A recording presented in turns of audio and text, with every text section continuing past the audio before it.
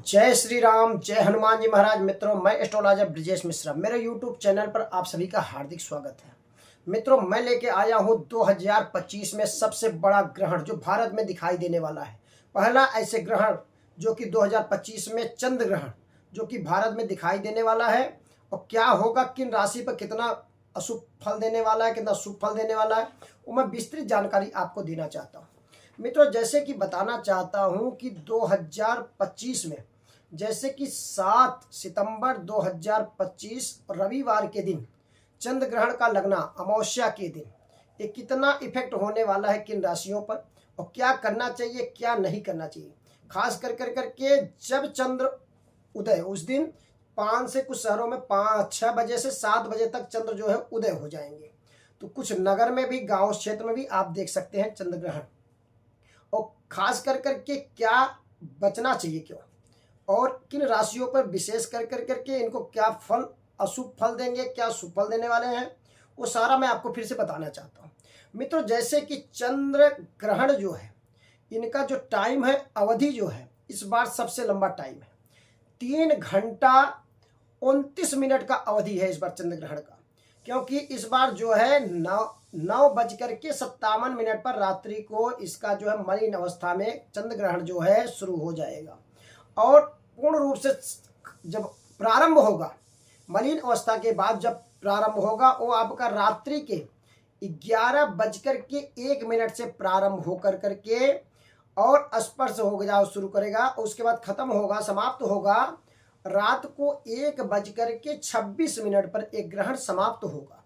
इसीलिए बता रहा हूं 3 घंटा 29 मिनट का एक ग्रहण का इस बार अवधि है। संपूर्ण भारत में भी दिखाई देगा, यूरोप में भी दिखाई देगा और ऑस्ट्रेलिया, न्यूजीलैंड, अफ्रीका, पश्चिमी अमेरिका इत्यादि कई क्षेत्रों में भी ये दिखाई देने वाला ग्रहण है।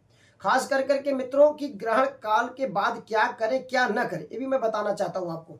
ग्रहण काल के समय जब सूतक लग जाता है, माने 12 घंटा पहले सूतक लग जाता है, उस समय मंदिर के कपाट बंद हो जाते हैं।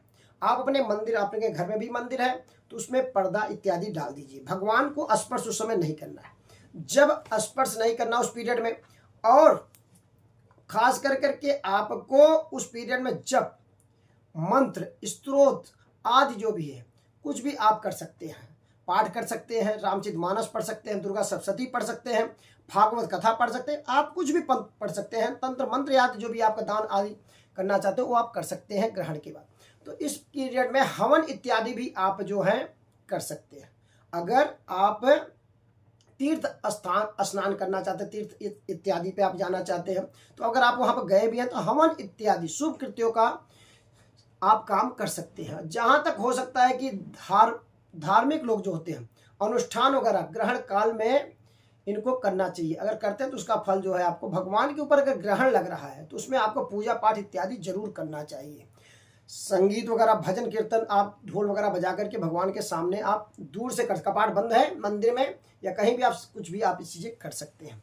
जहां तक हो सकता है कि आपको गर्भवती माताएं बहनों को विशेष कर करके सावधानी बरतना चाहिए इस पीरियड में। उनको भगवत कथा, रामायण कुछ भी इत्यादि का पाठ करना चाहिए। भोजन इत्यादि उस पीरियड में ग्रहण काल में बिल्कुल भी नहीं करना चाहिए। इनको सब्जी इत्यादि बिल्कुल नहीं काटना चाहिए। और जहां तक हो सकता है गैस वगैरह पर या तो कोई जैसे पापड़ वगैरह कुछ भी ऐसी चीजें भूनना भी इनको नहीं चाहिए, नहीं तो गलत इफेक्ट इनके लाइफ में आता है, इनके संतान में गलत इफेक्ट आता है। और किन राशियों पर एक ग्रहण जो है कितना अच्छा फल देगा, कितना बुरा, जैसे कि मेष राशि वाले के लिए विशेष कर करके धन की प्राप्ति होता हुआ दिखाई पड़ रहा है। वृषभ राशि वालों के लिए रोग और शारीरिक जो है पीड़ा रहेगा। मिथुन राशि के लिए संतान संबंधी गुप्त चिंताएं बना रहेगा। और कर्क राशि वालों के लिए शत्रु भय और साधारण जो है लाभ भी होता हुआ दिखाई पड़ रहा है और खर्चा भी दिखाई पड़ रहा है। सिंह राशि वालों के लिए स्त्री पति संबंधित परेशानियां, पति पत्नी में आपस में परेशानियां भी आपस में दिखाई पड़ रहा है। कन्या राशि वालों के लिए रोग, गुप्त चिंताएं और संघर्ष इत्यादि भी बना हुआ है। कर्क तुला राशि वाले कार्य इनका सिद्ध और लाभ होता दिखाई पड़ रहा है। वृश्चिक राशि वाले भी कार्य इनका सिद्ध होता दिखाई दे रहा है। और धनु राशि वाले के लिए भी धन लाभ, उन्नति आदि की प्राप्ति इत्यादि ये समय होता हुआ दिखाई पड़ रहा है। मकर राशि वाले विशेष कर करके धन हानि, व्यर्थ का चिंताएं, ये बना हुआ दिखाई पड़ रहा है। मीन राशि वाले के लिए भी धन हानि और चिंताएं बना रहेगा। खास कर करके अगर आप जिन राशियों को दिक्कत आ रहा है, जैसे कि इस पीरियड में चंद्रमा जो गोचर करेंगे कुंभ राशि में, वहां पर राहु पहले से ही गोचर कर रहे हैं, तो उस समय ग्रहण योग तो पहले से ही बना हुआ है।